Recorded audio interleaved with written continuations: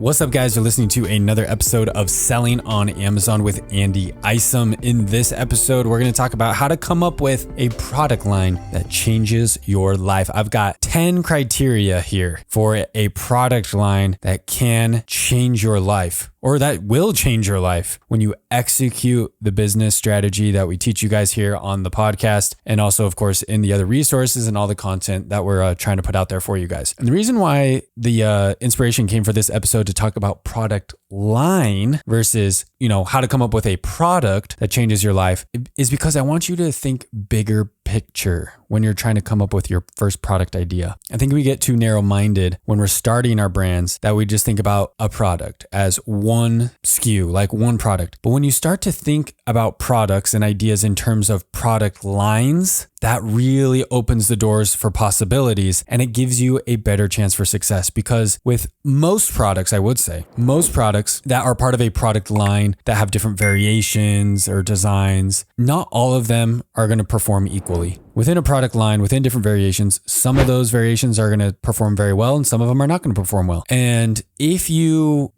only focus on one specific SKU, one design, one variation, and you launch with that and it doesn't go as well as you thought or hoped that it would go, that can really put a damper on your expectations for your brand moving forward. That can really cause you to doubt your product. Like, oh man, I shouldn't have sold this product, right? But when you start to think about product line, multiple variations, multiple designs, offers out there, you understand that as a whole, your product line has a lot of potential. And there's a lot of room for that product line to be successful. But you also understand that not every variation, not every SKU in that product line is going to be a home run for you. Okay. So let's talk about these. Let's talk quickly through these 10 criteria to making a product line, coming up with a product line, right? That changes your life. And when we say changes your life, really what I'm talking about is that makes you an income that, allows your family to take vacations that you weren't able to take, that allows you to quit your job, allows the spouse to quit their job, stay with the kids, all the cliche and things. But like when in reality, that's what we're all looking for, right? We're looking for those things. We're looking for freedom. We're looking for time. We're looking for financial security, whatever it is. A product line, guys, can change your life. One SKU, very likely not going to change your life. But when you have a product line of 5, 10, 15, 20 different variations of that product, trust me as someone who is living it, it can change your life. The first criteria, guys, is market demand. It is imperative that you understand the market demand for a product or product line, right? We're going to say product and product line throughout this episode. You need to address a specific customer need, and there needs to be demand for it. If there's no demand for your product, if there's no demand for your product line, if there's no market for your product, it don't matter how cool and fun and different and better your product is. If no one is out there to buy it, there's no point in even doing it. Okay. So that's the first one. Second one is quality. You want to make sure that the product that you're making is high quality. And that could be like you're getting into a quality market, or it could mean the quality of the product itself. So it could be a market with high quality buyers, high quality customers, or it could be a market where there's good demand like we just talked about, but you make sure that your product is top-notch quality. Okay. From like a, manufacturing perspective, branding perspective, design perspective. Third one, guys, diversification. You want to get into a product line, ideally, right, where there's opportunity for diversification. This makes it a lot easier to scale, which is actually one of the other criteria that we're going to talk about a little bit more here in just a second. But products that you can diversify allow you to cater to different customer needs within that same niche, within that same category, right? So you could think about skincare. Maybe you're coming out with a skincare line. I don't know why I'm using skincare as an example because I don't really have a great skincare routine, but maybe I'm just thinking about my wife. You might have a skincare line of makeup, of foundation. I think that's what it's called. But maybe you have different variations within your skincare product line, within your foundation product line to cater to different skin types. Because within that market, you might, research the market for foundation, right? Makeup, skincare, and see, wow, there's a ton of opportunity. There's a ton of demand.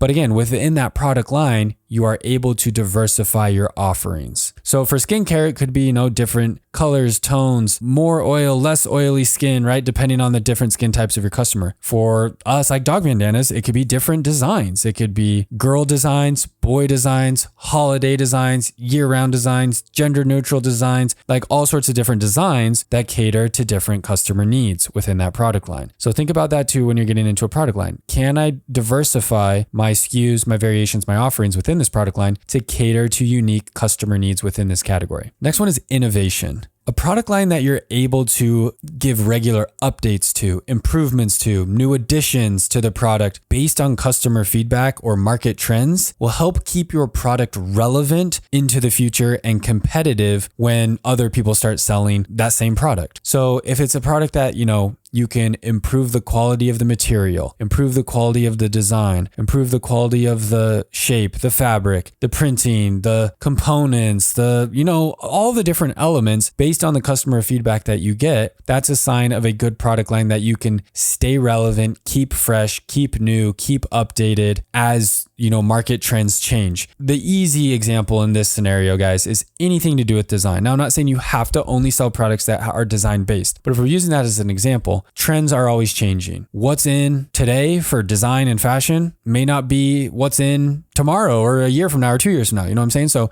having a product like that where you're like, you can adapt with the movement and with the trends, that can keep you fresh and relevant for all time, right? But if it's a product line where, you can't really update it, you can't keep it new, you can't keep coming out with new, fresh variations, designs, styles, colors, shapes, sizes, weights, offers, it's going to be hard to stay relevant for a long time. It might be a flash in the pan type of product, or wow, it sells really hot for 3 months, but then after that, nobody wants it and it's dead and you have to, try to hunt for the next best thing. So it's kind of like those long-term product lines with good, consistent demand market for it. That's where you can really thrive. And that kind of moves into consistent branding. So you want to, this kind of is just a no-brainer, right? But you want to make sure across all your different SKUs, your variations, your products within your product line is to make sure that you have consistent branding, consistent logos, consistent colors, consistent packaging, consistent promotional materials. This is going to help build that brand recognition and that brand loyalty. We're doing this right now with our own brand. We're looking at our packaging designs for these new product lines that we're launching here in the next year. And we're making sure that we're consistent with our colors, with our styles, with the way that the packaging is so that customers feel comfortable knowing, hey, I'm getting a Remunerative product. I know what this is. Like they know what to expect and you're meeting that expectation. Next criteria here, guys, is scalability. A product line that has a lot of potential for success is a product line that is easy to scale. I'm a huge fan of products that have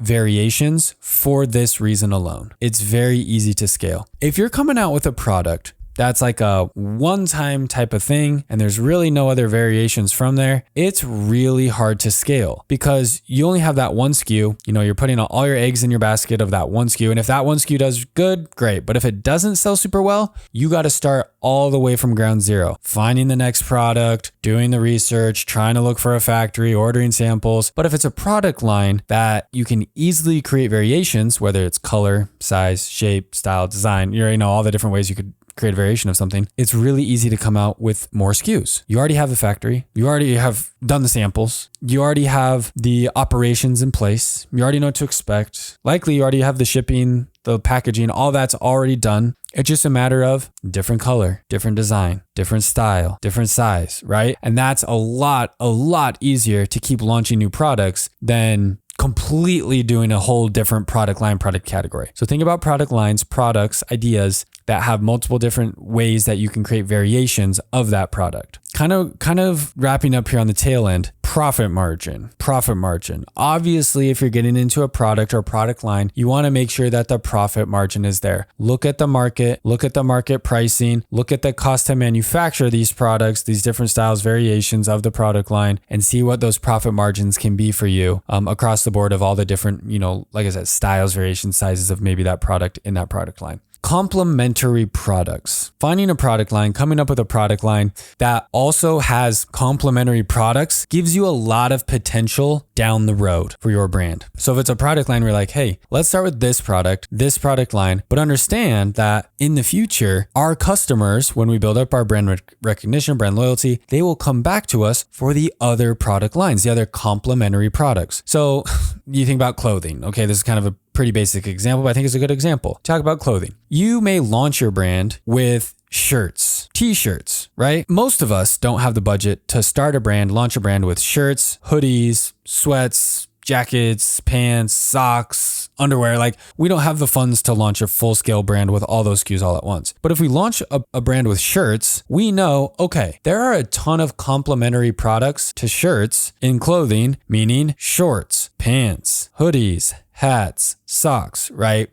Which is why you see pretty much any clothing company that exists sells multiple product lines of clothing. Because if somebody likes your shirts, really good chance they're going to buy your shorts too. They like your pants, they'll probably buy your sweatshirts or jackets. That's why Nike, Adidas, all the sporting, apparel companies and all the other brands out there, very likely if you own something from them, you probably own something else from them too. Because people like that cohesiveness, the consistency, they know what they're getting from a brand, they value that brand, they connect with that brand, whatever it is. And so they will want to come back and purchase the other complementary products. You can think about it with like shampoo as well. Shampoo is the complementary product of shampoo, obviously conditioner. So if you sell a line of shampoo, very good chance if you come out with a product line of conditioner, your customers will want to buy your conditioner as well. So it's just thinking about that too. Like, oh, I'm going to start a brand and I'm going to start with hair shampoo, knowing in the future, conditioner is another great product line you can expand into. Two more here, guys. Flexibility. This is a big one, I think, moving forward for 2023, 2024 and beyond. The ability to adapt to market changes, customer feedback, or even external factors like supply chain disruptions.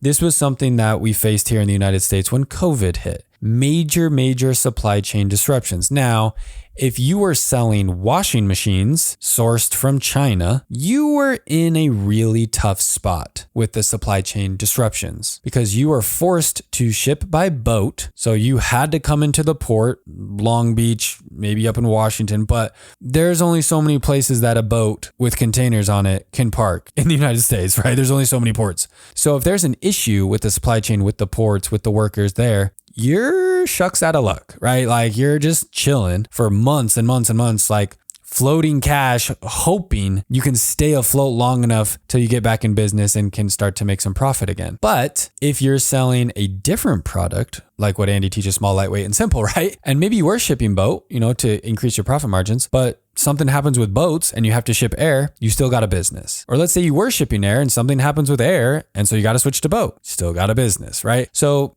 being flexible, being able to adapt to market changes.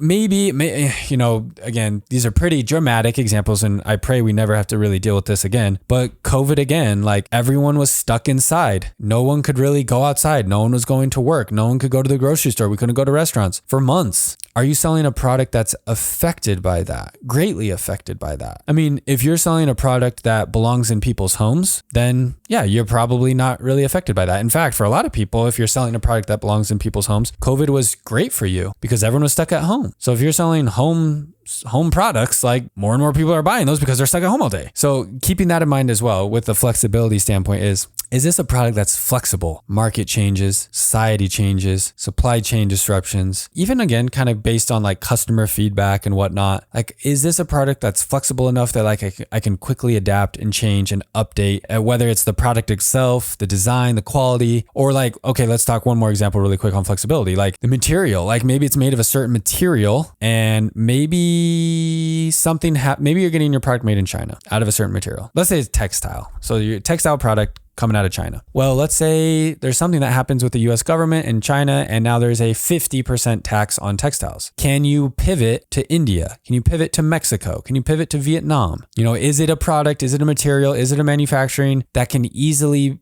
be flexible in jumping to a different country if you need to, right? To keep your products being manufactured, right? To stay in business if something crazy happens. So thinking about those types of things too, being a product that's flexible in all those different scenarios just protects you that much more. And the last one, guys, that I'm going to point out for a product line that changes your life or can change your life is a product that promotes engagement. I'm not talking about getting married to your best friend either. I'm talking about a product line that comes with storytelling or an emotional connection. This is something, guys, that's going to be more and more important moving into the future of e-commerce. Storytelling and an emotional connection. The reason why it's going to be more and more important is because it's going to get, as a seller, as a business owner, it's going to get more and more difficult and more competitive. I'm going to talk probably more about this. I've been talking a lot with my students about this lately. But as technology, AI, supply chain, revolution, all that stuff continues to make things easier and easier, it's going to get more and more competitive. More people are going to be starting their Amazon businesses. More people are going to be selling on the internet. More people are going to be creating social media content. More people are going to be trying to do this business and that business and make money this way and that way. It's going to get more and more competitive. It is a land grab for cash, for attention right now. So in order to stand out from the crowd, this applies to any business model, guys. You need to be a good storyteller. You need to develop an emotional connection with your followers, with your customers, with your users, whatever type of business, software, product, content you're doing. You need to get good at storytelling and building an emotional connection. Because when the 500 other sellers start selling your same product on Amazon, that is the only way to survive.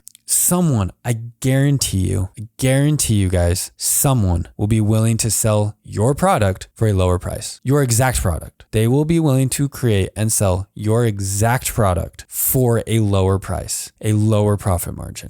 50% of all sales on Amazon US are Chinese sellers from the private label. So if you think about 60% are private label sellers, of the 60%, half of those are from Chinese brands. And I understand why. They're selling the lowest price products on Amazon. They're having the lowest profit margin. And a lot of customers like low prices. We all do. I mean, I'm one of them too. But at times there are scenarios and products and situations where we do value quality, design, aspects like that over being the lowest price. And so that's really where you want to sit. But again, in order to really survive there for the long term, you've got to create an emotional connection. You have to tell a story behind your brand. Why do people want to come and buy your stuff over the competition? I promise you, it's a grind. But as you do that, as you post on social media, as you create content, as you message customers, as you do in-person events or pop-up shops or get in retail, get in the face of your customers, connect with them, it's going to help you establish a relationship so that those customers will not only come back and purchase again and again and again from you, but they'll tell their friends about you. They will be ambassadors. They'll be spokesmen, spokeswomen for your brand, for your products. They'll post about your products on social media without you even asking them to. These are the people that are going to keep your brand alive. Your all-star customers, your all-star followers, your super fans, however you want to call them. That is how you survive. That is how you survive being undercut. I get asked that all the time. Andy, I'm scared to start selling XYZ product because someone's just going to come in, undercut my price and put me out of business. And I'm like, yeah, they probably will. They probably will. If you don't build a brand, they will. If you don't build a brand, if you don't put forth the effort, if there's no emotional connection, if there's no story for people to connect with, then yeah. If you're just selling plain generic stuff that no one cares about, no one connects with, and you're not doing anything else to build the brand and community, then yeah, you will get undercut and you will go out of business. So remember that you have to build the brand. You have to, and with building a brand, guys, that doesn't just mean make a nice logo and put it on Amazon. Gosh, I feel like I'm so tired of telling that to people, but it comes with building a connection, a community, a story, emotion, and really caring about your customer at the end of the day. Really caring about your customer. If you truly care about your customer and not just making money, your customers will care about you. Guys, I hope these criteria, I hope these tips helped kind of open some thoughts for you, especially those of you who are still, coming up with product ideas, trying to figure out what you want to do, what you want to sell. This episode is for you guys, obviously. If you are still in this early process, I strongly recommend, guys, that you get a really good grasp of the big picture before diving in too deep. It's like jumping in the deep end of the swimming pool as a kid and you don't know how to swim. That can get a little scary, right?